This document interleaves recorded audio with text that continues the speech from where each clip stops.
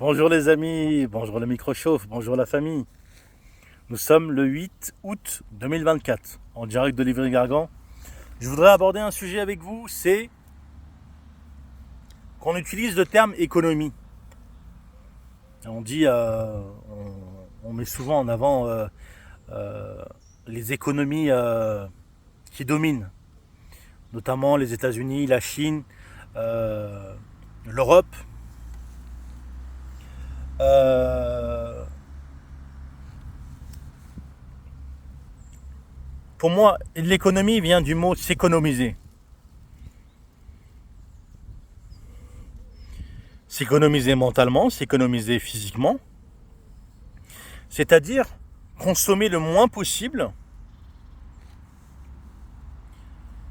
tout en étant le plus productif possible. Le mot économie vient de là. Quand on fait des économies, dans la vie quotidienne, on met de l'argent de côté, on fait attention à ses dépenses, on fait attention à sa consommation. Et ce que je voulais dire, c'est que nous, en Europe, en Occident, on est trop habitués au bien-être, à l'abondance depuis plus de 70 ans. Euh, et euh,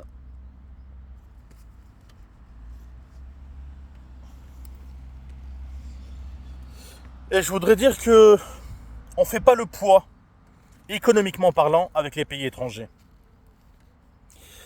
Ces pays étrangers sont tellement habitués depuis des décennies, des siècles, à s'économiser, c'est-à-dire à consommer le moins, euh, à se nourrir, à se vêtir de manière très économique. Euh,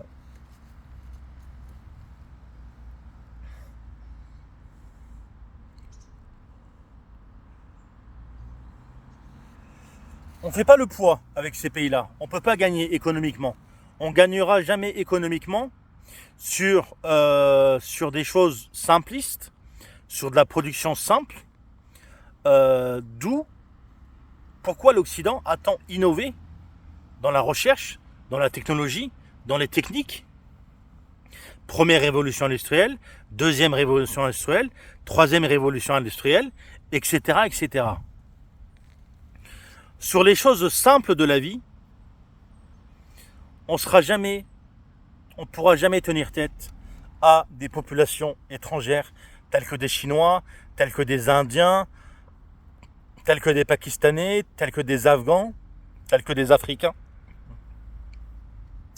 tels que des populations arabes, tels que des Américains du Sud, qui ont vraiment l'esprit de l'économie. C'est ce que moi j'analyse personnellement, c'est que on est trop habitué à vivre nous occidentales, nous pays développés.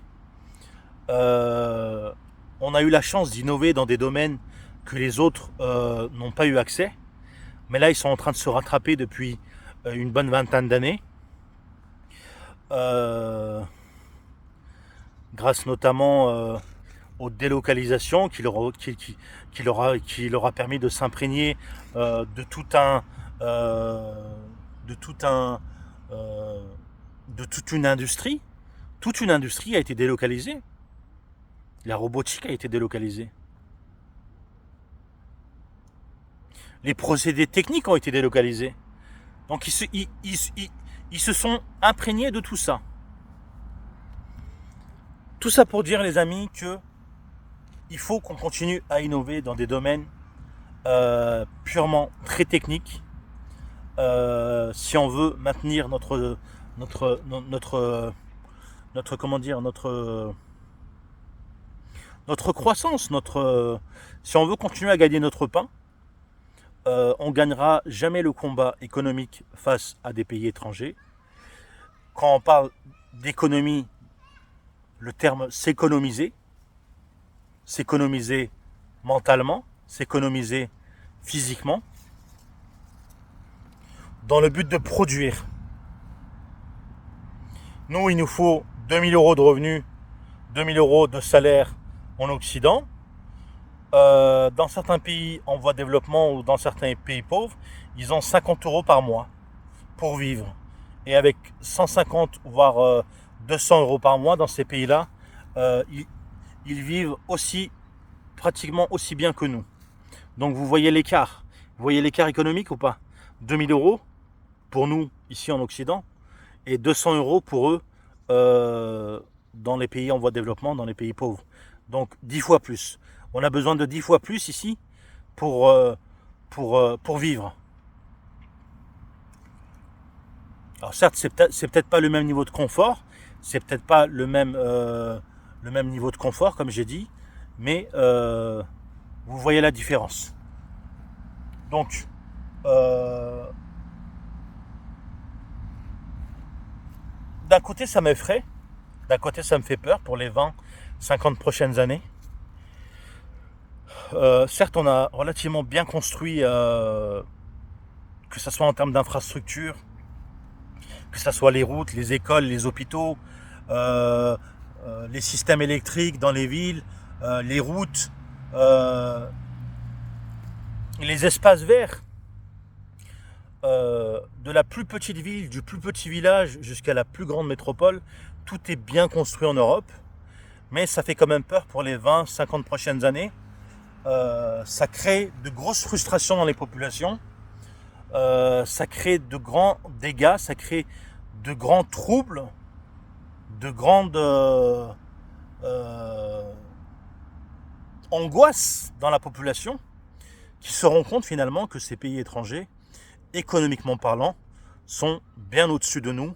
Ils ont besoin de très peu pour faire plus que nous. Alors dans ces conditions-là, ça veut dire qu'au bout d'un moment, ils vont nous dépasser, ils vont être au-dessus de nous. Si on ne continue pas à innover dans les domaines techniques, mais dans l'utile, dans les choses utiles, dans les choses qui apportent à l'humanité. Comme par exemple l'électricité qui a apporté, comme par exemple la voiture, comme par exemple l'assainissement. Le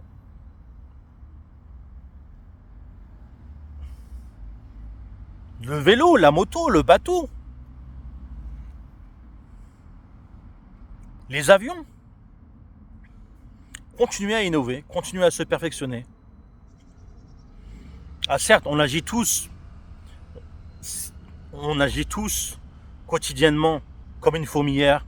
Personnellement, je suis comptable.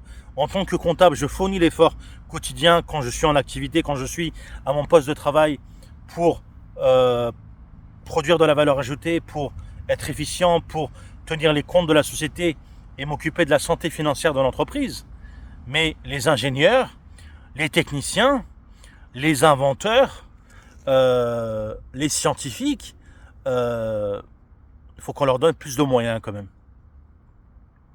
Parce qu'on est un peu en retard quand même. Depuis une bonne vingtaine d'années, on commence à prendre du retard sur pas mal de choses.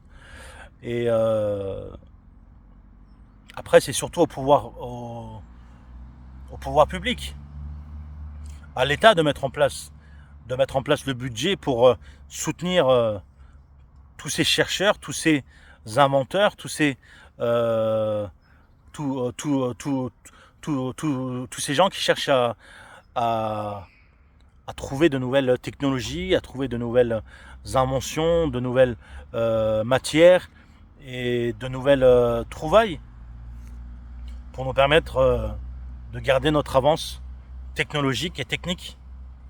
Parce que c'est ce qui nous permet d'avoir ce petit plus, d'avoir cette spécificité, parce que économiquement sur des b.a.-ba, on ne tiendra pas le coup. On ne tiendra pas le coup. C'est pas du tout du racisme, c'est pas du tout de la haine envers les étrangers. Je le dis ouvertement, ils sont plus forts que nous pour s'économiser. Économiquement, on n'est pas, on tient pas tête. Alors, que faut-il faire? Il faut, dans le bien-être, dans quel domaine on est fort? On est fort dans le social, nous. On est fort dans le bien-être. On est fort dans les bonnes conditions. On est fort dans la médecine. dans le bien-être. Se sentir bien dans son esprit et dans son corps. C'est surtout aussi axé là-dessus qu'il faut qu'on travaille.